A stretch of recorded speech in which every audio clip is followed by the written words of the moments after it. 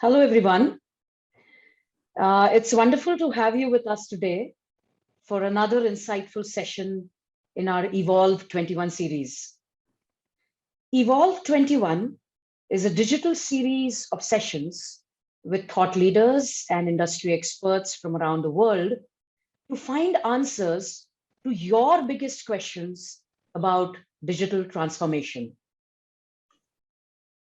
Coming to the financial services BFSI space, what are we seeing today? We see a lot of fintech disruptors finding a way in today in businesses. Who are these disruptors and what are these disruptors doing? Well, friends, disruptors are fast-moving companies, often startups, focused on a particular innovative technology or process in everything from mobile payments to insurance. And surprisingly, they have been attacking some of the most profitable elements of the financial services supply chain.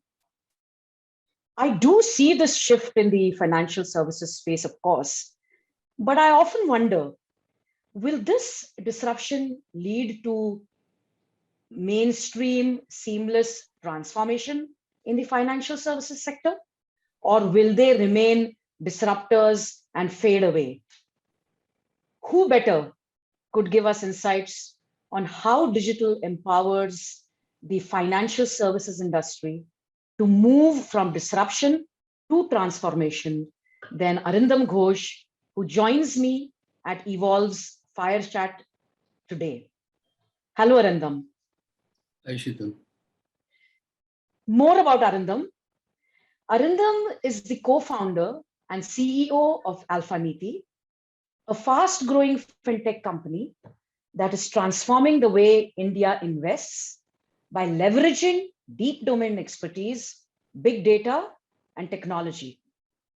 The company has been building direct-to-consumer as well as embedded investment platforms across prominent asset classes in India and US, covering equity, ETFs, and mutual funds. He has been in the role of professional entrepreneurship and leadership in the BFSI segment in both India and the Asia Pac region. And Arindam was the former CEO of Mire Asset India, where he set up their mutual fund business right from inception. He has also been associated with Fidelity International in the Asia Pac region, covering Korea, Singapore, Taiwan, Hong Kong, Japan, and Australia. Amongst Arindam's several achievements, he has successfully led several senior leadership roles in his professional career across various domestic organizations, including the AV Birla Group and Tata. A warm welcome to you again, Arindam. Thank you very much, Sheetal. Thanks for the wonderful introduction. Very good evening to you and the entire audience, and would like to thank especially you and Team Alcor for having me over this evening. It's a pleasure. Thank you, Arindam. A few points to note before we start the session. To all my attendees here, we will take up a quick Q&A with Arindam after my conversation with him. If you wish to ask anything, please feel free to drop your questions in the Q&A section below. The Q&A section is below. You can always feel free to drop in your questions. We will take up your questions post our conversation. Moving to today's topic, shaping the digital journey of disruption to transformation in financial services. It's all about digital transformation. It's all about digital. It's all about automation. So my first question for you, Arindam, would be, what does digital transformation really mean for you in today's business? And as a business leader, how do you feel digital has an excellent or a role to play in the BFSI market? Well, sure. Well, Well, as you would know, financial services, of course, is undergoing this profound and significant transformation for quite a long period of time. Digital technologies, as you know, they have been reshaping the landscape in the area of payments, including lending. It's been reshaping the landscape in the area of insurance, wealth management, in the area of insurance. And whilst this process has actually started, let's say 3-4 years prior to 2020, the COVID-19 pandemic has, in fact, accelerated this entire process, and it's made digitization permanent, and it's, of course, propelled it to a much higher orbit. So this is what is really making financial services in economies across the globe much more diverse. They are making it much more competitive, efficient, and inclusive. As you know, when you look at the digital propensity today, it has started to span across all segments, right? When in financial services, initially we recall, we had millennials, who were digital natives, being typically the segment that people thought, to be the target segment, right? But that has completely changed. Now, today, anybody who has access to a web app, or an access to internet, or an access to a mobile phone is digitally native. So that is the kind of I would say spread and speed at which this is getting disseminated across segments across the value chain.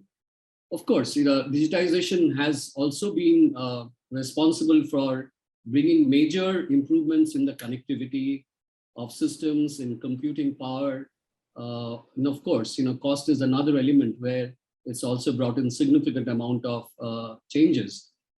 And all these have resulted in large volumes of newly created and usable data. For example, when you look at mobile phone usage, it's really surged globally, right? And if you look at how social and economic activity has completely, I would say, started to shift online, right? And a lot of these people are actually migrating to platform-based businesses. Right. And new technologies, like, for example, cloud computing, also are now getting widely adopted, largely in the enterprise, but keeping, of course, the customer at the end of it. So from our point of view, we definitely at the very early stages, and we see new technologies and platforms and innovations, continuously, to be emerging and driving transformation in the financial services domain. There is clearly strong focus on a lot of areas, like, for example, end-to-end automations, seamless, frictionless transactions, easy fulfillment, etc. And as you know, DIY is basically at the core of all of this, right? So right. People, are playing a big role in being an enabler themselves by taking that, leap to kind of, do it, do everything, whether it's an investment transaction or a financial transaction by themselves. Right. So that is how the digital transformation is kind of spreading right across, whether it's at the enterprise level or whether it's at the consumer level. Absolutely. I kind of agree with you that we all understand that going digital is imperative. An important point that you brought out is that today's consumer likes to be the DIY kinds, wants to make his and her own decisions from the multiple choices, but needs to be guided or advised on from the large amount of big data or algorithm-led technologies that could help them in making these decisions. So we do agree that digital is the need of the hour, is the necessary part of the financial services segment. Yet there are some very serious barriers for organizations, people, the mobile generation, the maybe various socioeconomic layers to go digital or for businesses to transform digitally. What are these barriers, according to you, that are kind of not allowing maybe small, mid, or even large organizations to digitally transform in the financial function?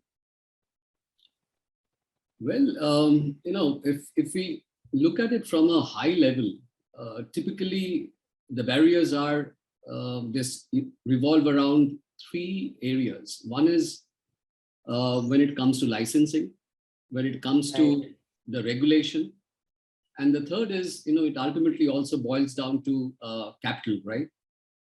So a lot of these new entrants initially, they stayed away from financial activities that typically had a higher burden of any of these, or all of these, but in varying measure, right? Right. So most new players, they focused on activities, where the influence of these three factors were typically light. For example, in the area of payments, if you look at credit cards, if you look at financial planning, they all avoid highly regulated, capital intensive activities. Mm-hmm. For example, on balance sheet lending, right? Or credit underwriting. These are intensely regulated, and so is the, investment side of the business. So a lot of fintechs actually, when they started off, they chose a regulated status. Okay. Saying that, we would like to make an entry, into this space, but let us first acquire, the license. Let us first, get the capital that needs to get us, get us going in terms of, building the business and building the foundation of the business and all of that. For example, you would see that many of these alternative finance platforms, right? Mm. They initially focused on typically matching your demand and supply of capital. So in the process, avoiding, the regulatory burden of intermediation. Okay. You would also see in the area of institutional investment, where, you have, what we call as the institutional RIAs, or, some of these research companies. Now, these are regulated entities, right? And they have actually been building and driving innovation through direct investment platforms in integration with broker partners. Okay. So in this entire process of rebundling, some fintechs have sought, for example, today they have applied for small finance bank license, or, they are acquiring, a broking license, or even an AMC license, as, there are a lot of relaxations which are right now there to allow these new players to kind of, come in and build solid technology-led businesses and disrupt the space. So you have, the guys who have pioneered, and you also have the guys who are the challengers, right? So the entire universe is kind of, a mix of, both, these kind of players. But if we really go a little more granular, right? Then, at an enterprise level, typically some of the issues that we see are, whether an enterprise is really, how ready they are, right? And how capable they are, And at times what happens, it limits the ability for them, to partner with the traditional mature, financial institutions. So that's one. Then, at times we also see regulations which are outdated, right? Okay. We typically constrain large-scale digital transformation initiatives, right? At times, in fact, regulation also plays a very, I would say, funny part, because, if the burden of regulation is very high, then what it does is that it kind of significantly starts depleting your capital. In that case, managing your resources and, managing your, the allocation that you need for digital transformation also can become a constraint. There are, Okay. again, some organizations which are agile, some organizations which are not agile. The organizations which are typically agile, they are able to drive digital transformation, much more, faster and much more efficiently. And again, there are issues like which come in the way. Typically, it can be around your data security. It can be around, client data privacy and protection, data integrity, Right. all of that. So it's basically, a combination of all of these factors which have been influencing how readily enterprise, are actually getting ready to kind of, come into the fintech or the financial services domain and drive disruption. Point well taken. So we do have barriers, but we also see a value. Like you rightly said, there is value, but there are certain barriers. And I do feel that with time, these barriers would reduce. These barriers would kind of, like you mentioned, things on security, regulations, fintech, getting into small banking kind of, situations. And they do seem to be at least moving towards the direction of digital transformation. Right. When we talk about disruption to transformation, what are the primary elements that you feel as a business leader help you to define your strategy to transform, number one? And what all would you ensure before taking the first step of yours towards digital transformation? As a company, as a business leader, what steps would you take? How would you map? Or what would your general strategy be before you take the jump to start the digital transformation journey? Sure. I mean, that's an excellent question, Sheetal. So typically the way, we see disruptions in fintech, happen is largely, when you have a big legacy problem, right, which needs to be solved. And when you start overhauling, or overcoming, these legacy problems or these legacy models, which are deep rooted into the system, right? That's when you start evolving and you start creating new business models. You start developing and embracing new market mechanisms, right? You also start leveraging on a lot of these, shared tech infrastructure, for example. Right. A lot of cross-border innovations also, is an opportunity area where, we see tremendous opportunities and transformation actually, play out. So that again, is a strategic area of interest. But all of this is really enabling extended access by customers. So that is kind of, making the entire space so much more accessible and inclusive. So these new fintech approaches are basically changing all of these things, right, in dramatic ways.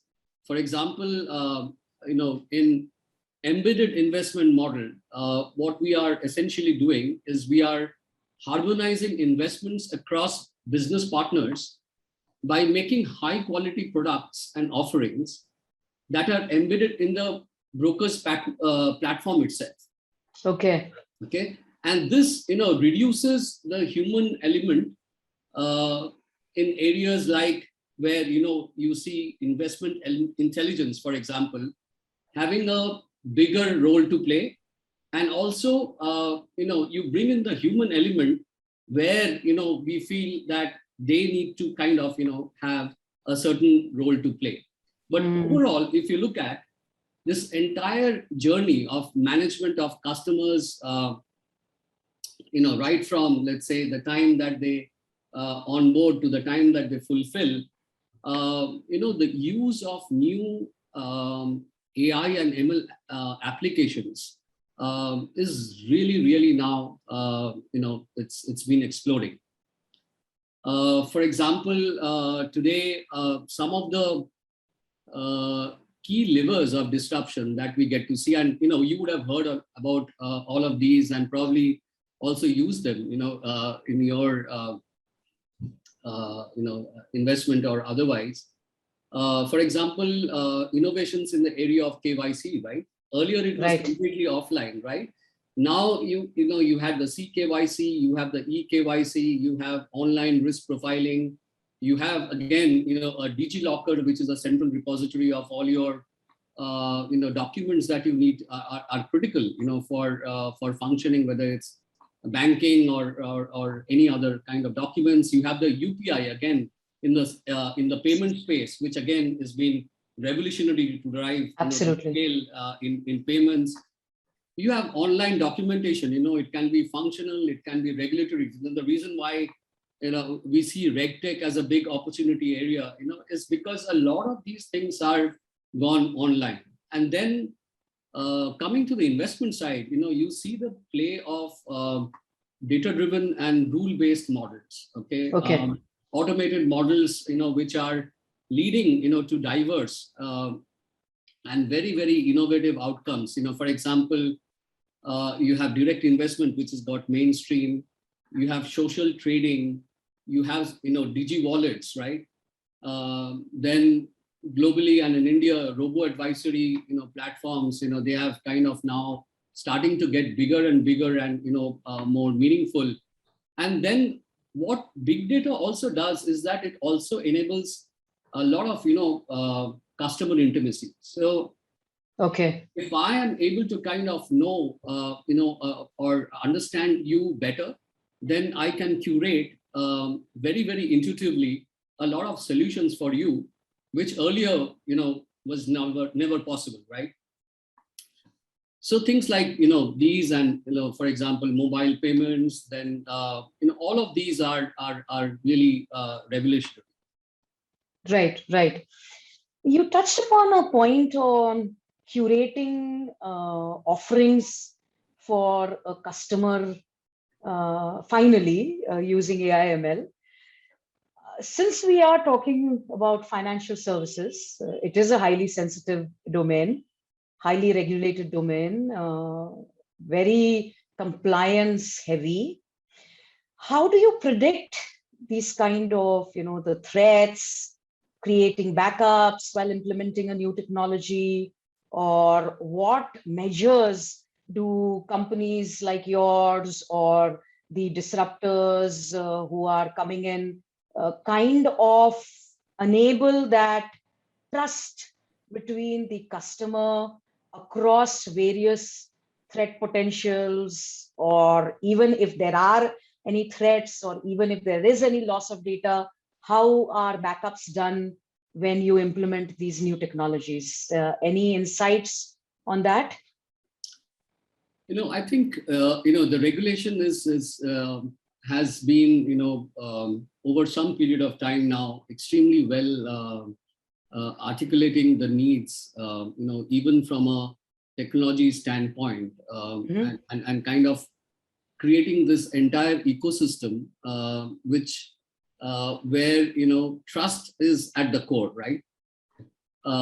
So when you look at the examples that I mentioned, when you look at, let's say, eKYC, and when today you can just record, do a video recording, with your PAN card or your Aadhaar card, and your KYC is done, in a flash, and you get to see the result of that, right? Almost instantaneously, right?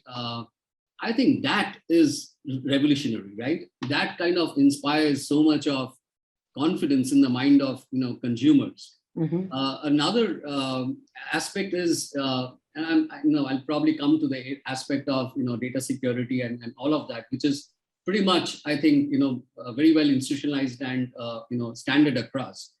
And there are these measures which you have to really kind of definitely achieve. But overall, for example, when you are again coming into a direct investment, let's say, platform, and you have the ability to kind of see which are the products or offerings which are best suited for you. What is typically happening, from a platform point of view, is that there is so much of intelligence around your needs, which is being able to predict the right kind of offering, for you, without you actually having to kind of, go through this entire,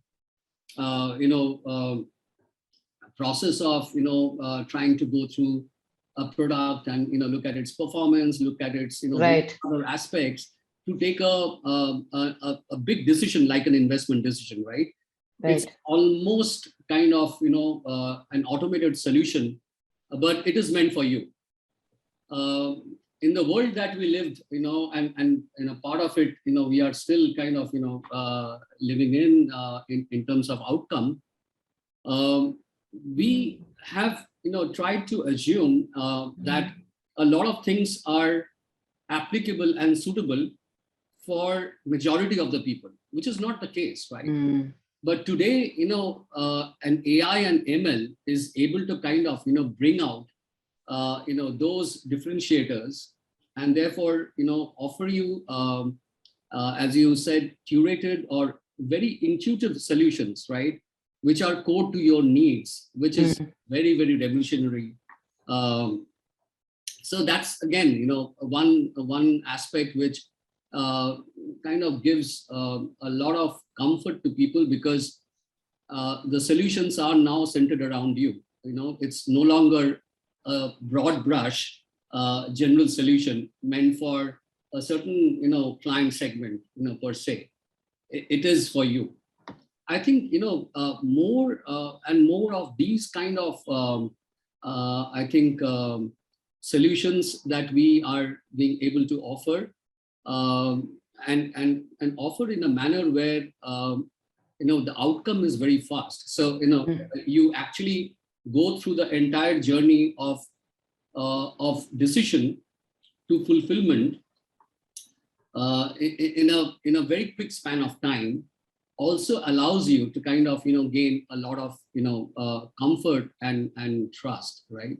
So these are, some of the various factors. Again, let's say if you look at the lending side of the fintech, right? Now, there again, there have been serious innovation in how you would like to, you can underwrite credit, right? Yes. If you recall, the earlier model of underwriting credit was, a thick, 30, 40 page docket, which you have to, painfully write. And this is that, you will have 10 people looking into it. And then, it would go through all the layers. And finally, they will say, whether you are credit worthy, yes or no. Today, those traditional, levers or parameters are kind of, it's fully automated, right? So you kind of, in great speed, you go through that entire process, which is really automated. And then, the alternate models which have been built around credit, underwriting is what is actually deciding and influencing decision to whether to approve a certain client, profile or not. Interesting. So these are, very, very revolutionary, and, data points like, for example, your recharge history. Right. The time that you spend on the mobile, typically, how is your behavior in a particular app, or, in a web environment or a mobile environment, helps to profile a person and assess his credit risk worthiness. This is like, fantastic, right? So these are really, really revolutionary, from all aspects. But of course, we, as I said, we have to take care of the basic to ensure that, data security, client, data confidentiality, all of these, are an extremely high order. So technology audit, continuous, I would say, reevaluation of your systems and upgrades and maintenance. These are, are extremely important in the entire, life cycle. great learnings here, some interesting takeaways from your response just now.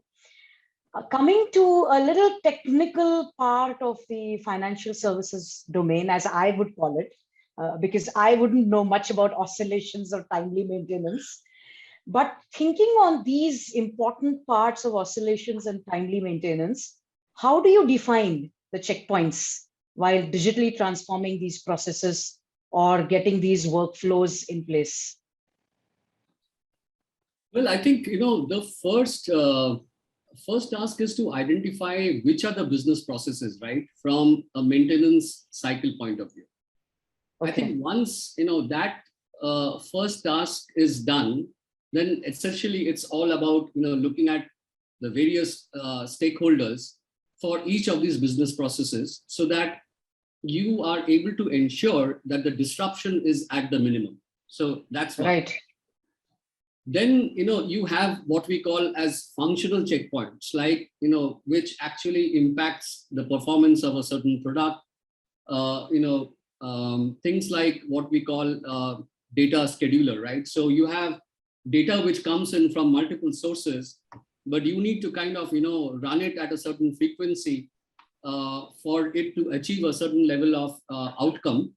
Right. And also there are, regulatory reasons for, for a certain frequency, to be adopted, etc.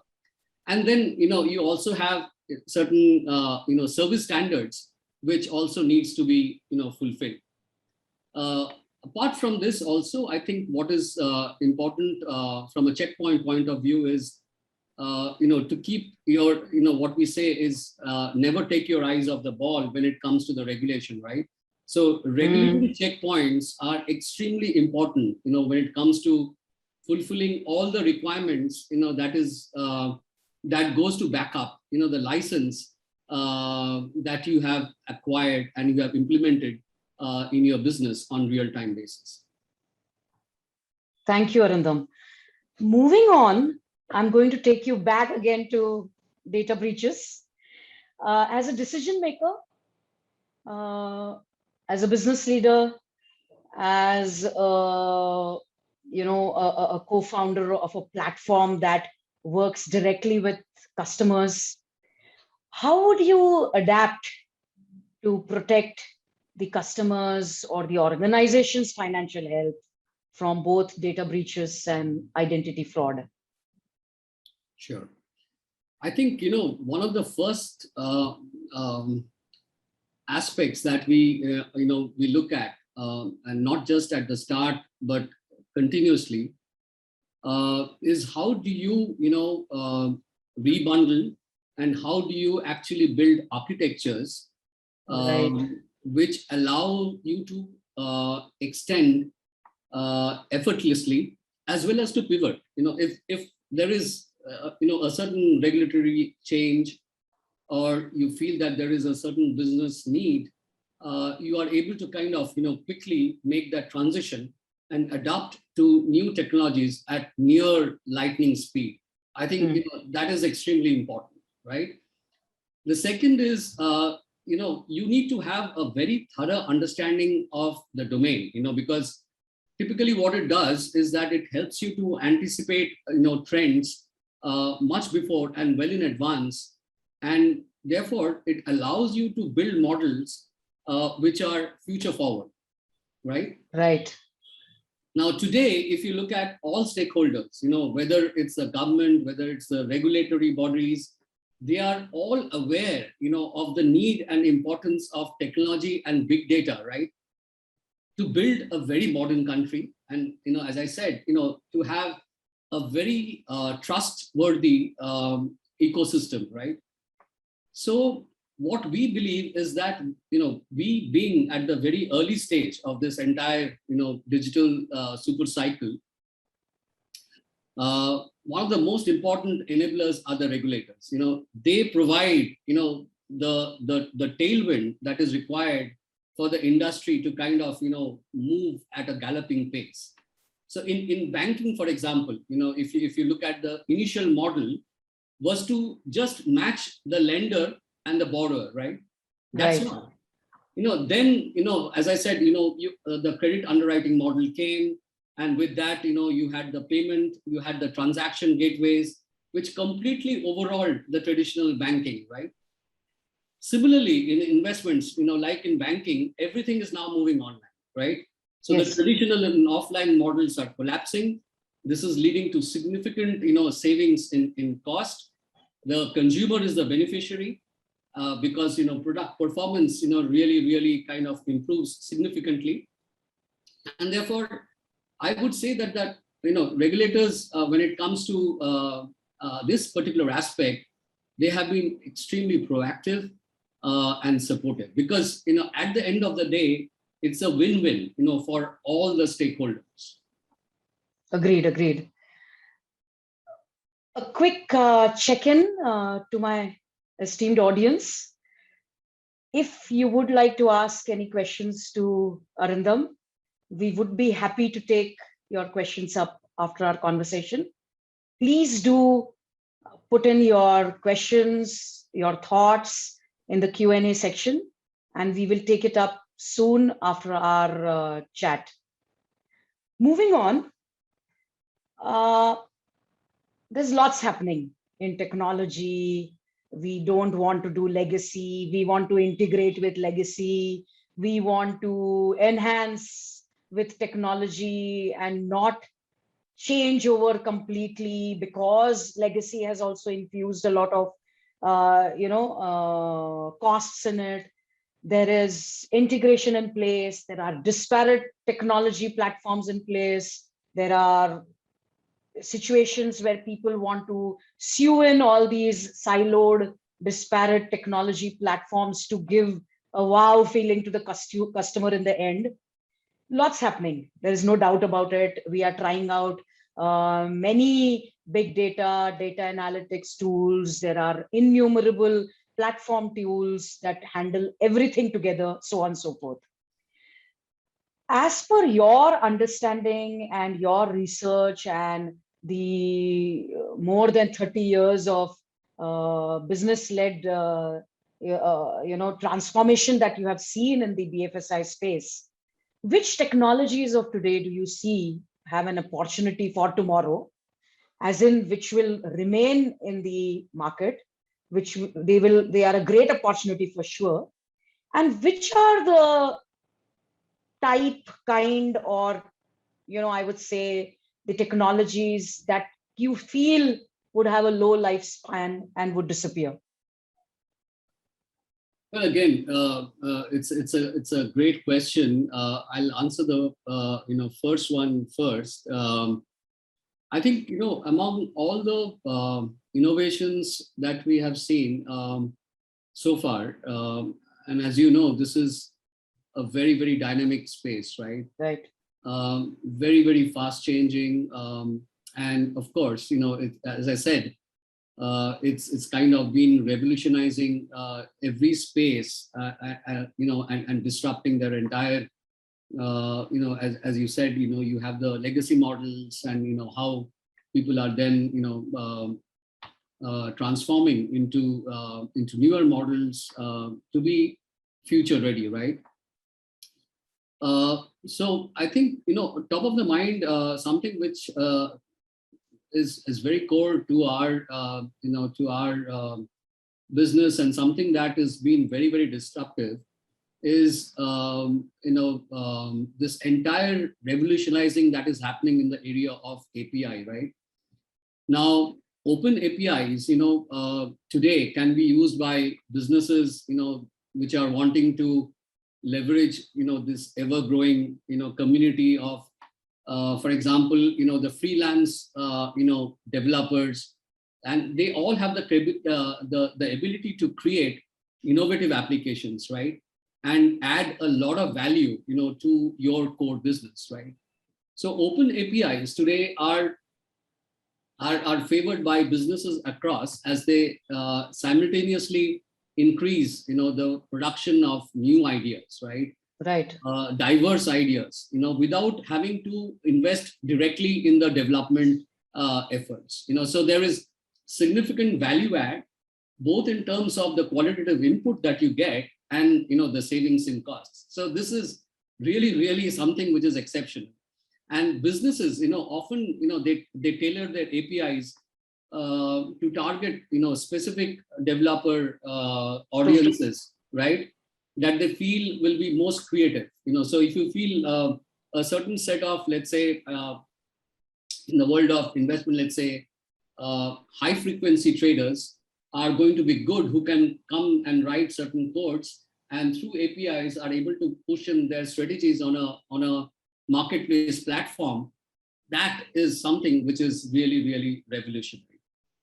Now we've seen this happening. I mean, we've seen this happening with big tech as well.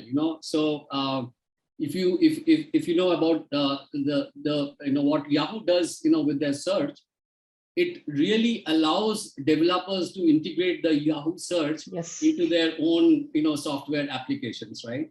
Right. Today, you can log in with your Facebook, you can log in with your social media IDs and all of that. So these are clearly which are very revolutionary, is the way we look at it. At the enterprise level, we've seen implementation of this happening with banks and broking institutions in a big way, right? Which has kind of completely transformed, this entire closed architecture, right, which the banks used to follow, to a hybrid architecture where you allow, partnerships and integrations to happen with companies which are far more nimble and far more, I would say, kind of specialized in their particular area of operation, to kind of get into a symbiotic relationship with the big tech, right? So Open API is something which definitely I would say is top of my mind as a technology which really stands out, right? Of course, you also have the hybrid, the cloud, right, which is the cloud server solutions, which also today allows consumers tremendous amount of privacy. It allows them a lot of accessibility, right? Another example is the role, let's say, of big data right now in investments. So today you see data driven and rule based models. They are completely disrupting the traditional investment process because it is the reliance on data has actually not now confined only to the traditional structured data. Today, there is so much of access to unstructured data, from internet, from, let's say, patent filings, from satellite imagery, right, that you can assess and bring all those as critical inputs, for investment decisions. So this is how big data, again, as a tech, if I have to really label it as a technology, as an innovation, it's really kind of disrupting the entire space. There are numerous examples.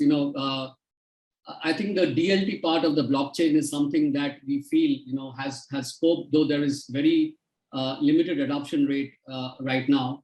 Chatbots, which again use a lot of intelligence, right? Yes. In automating a whole lot of or I would say post sales customer environment, very efficiently. They are becoming smarter. They are also trying to do a lot of good work on the pre-customer engagement, pre-sales customer engagement, and all of that. Wearables, for example, today a lot of the stuff that we wear, allows us to access data and usage patterns. So next time I think I'm in a fireside chat with you, I should be wearing a spectacle which should be able to kind of anticipate the questions from Alcor and have probably better and more curated answers to the questions. So well, then I would lose the natural part of your answers if everything is curated. What you said is music to our ears, Arindam, because it is the era of open APIs. It is the era of open source codes, low codes. It is the time where, like you rightly said, one of the key business side of open APIs is partnerships, people coming in together, strategies being built up together, not being in very closed, tight environments. Those businesses are going to die off very soon. We have seen that happening in the past. We have seen that happening with large, huge enterprises too. May not be in the financial space, but even other industries like retail, telephony, mobile, wherever wherever you have a very, very strong secretive way of doing things, not being open. And one of your key issues that you mentioned were the open APIs, complete music to our ears. We value that. We value the kind of business-led associations, even we as a company or as a solution consultant like me would provide to any industry for that matter, where we are able to work in the open API environment. You brought out an important point of big data, the noisy data, the unstructured data, and then filtering it out to meaningful data. I think these are some of the important things and important technologies that finally drive in business-led, curated, consumer-focused or customer-focused products and relationships. Absolutely. If I would like to, that one advice that you would like to give before we close today's session, what is that one advice you would give to make digital core to driving value for companies in the BFSI space? I think at an organization level specifically, it is kind of, having the right, digital savvy leaders, right? I think that is, that is at the top, right? So that's one. The second is also, keeping in mind, the future and the pace at which we are kind of, getting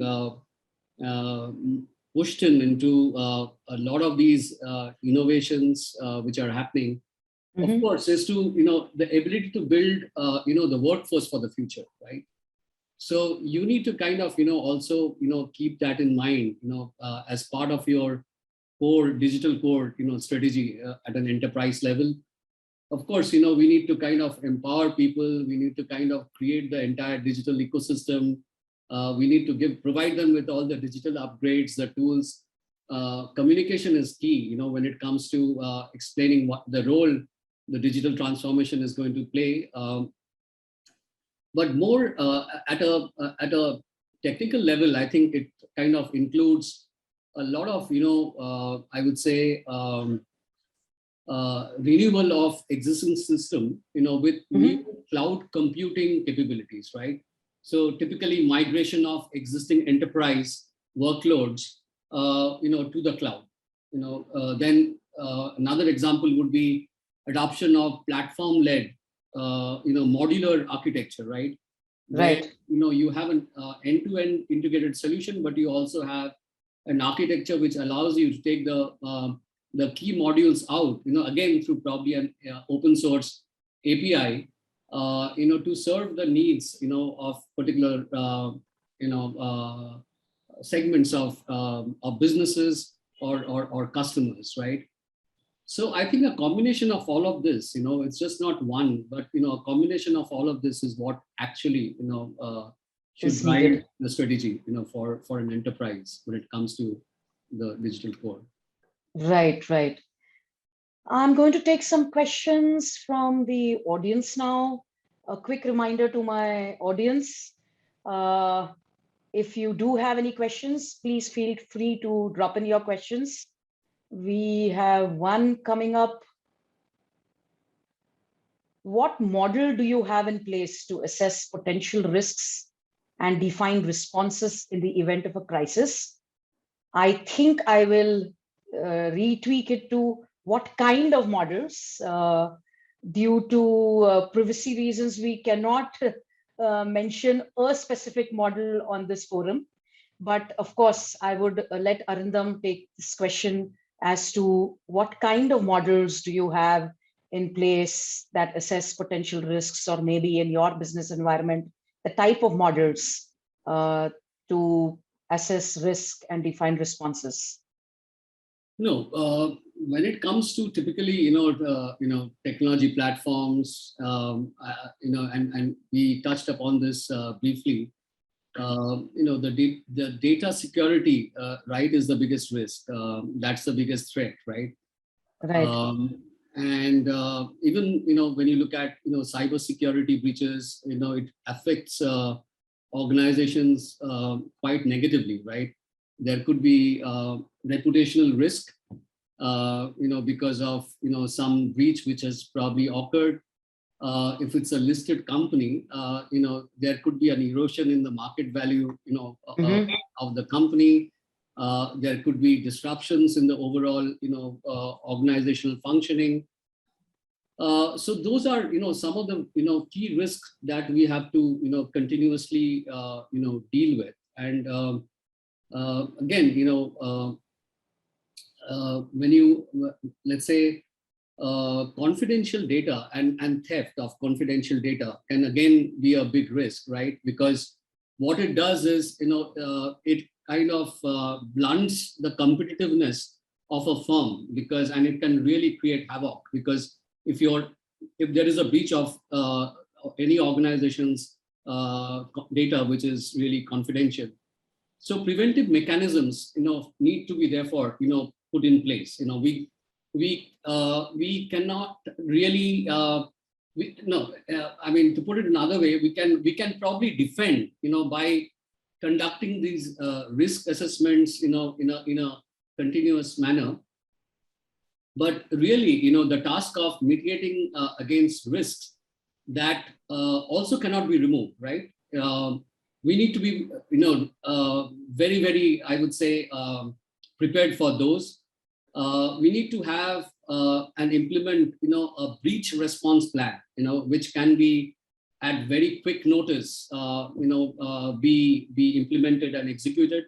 And of course, you create a whole lot of best practices. So Yep. You can have policies around restrictive access, improving the general security, frequent change of passwords, training of your people, all of that. You establish the hierarchies, the access protocols, and of course, you need to be continuously doing your audit and evaluating the entire system for any threats.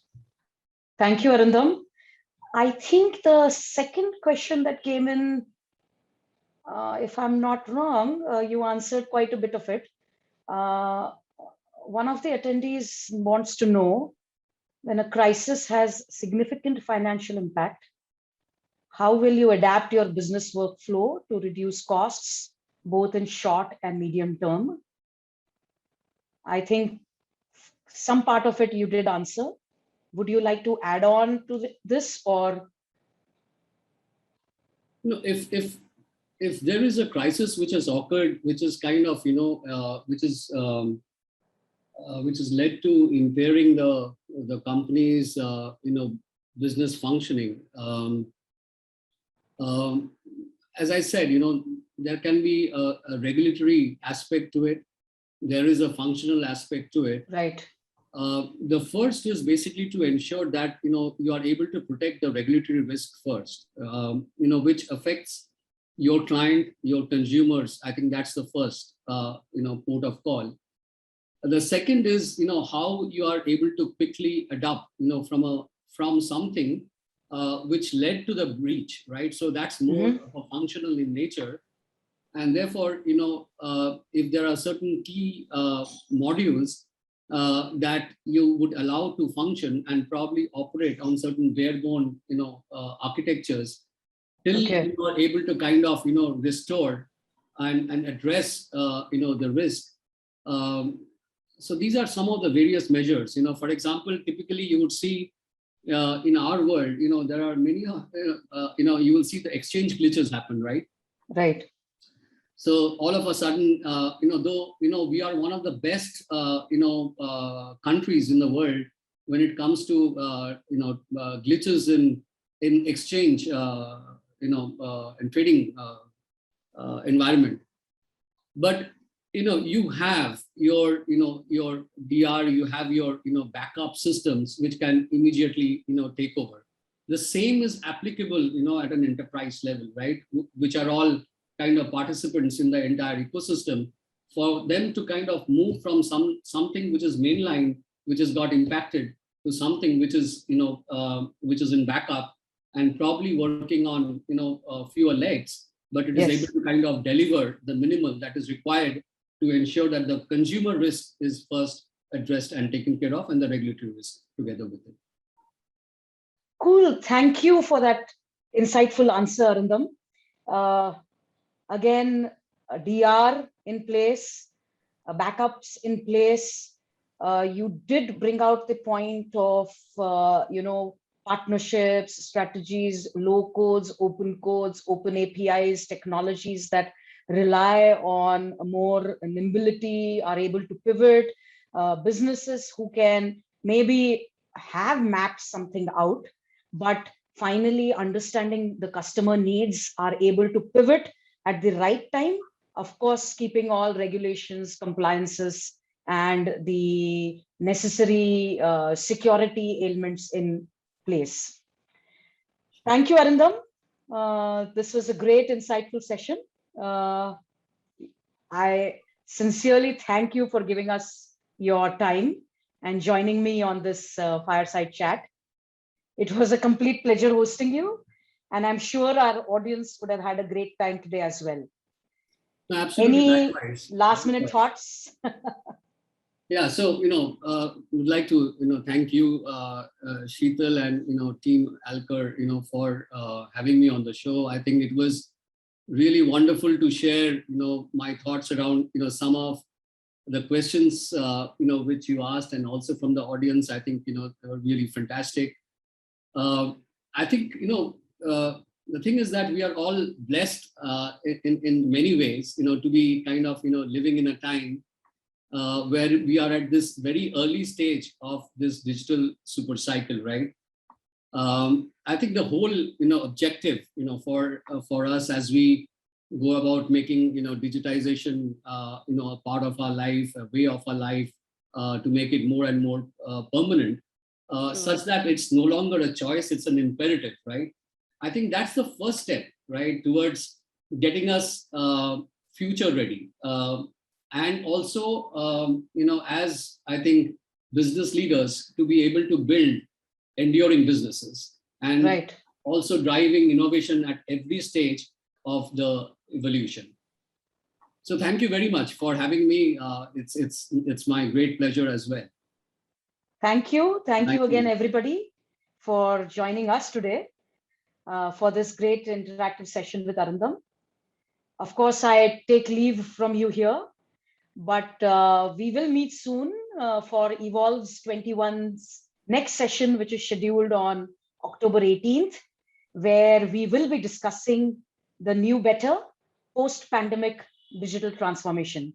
Again, Arindam, thank you. Ciao. My pleasure. Bye.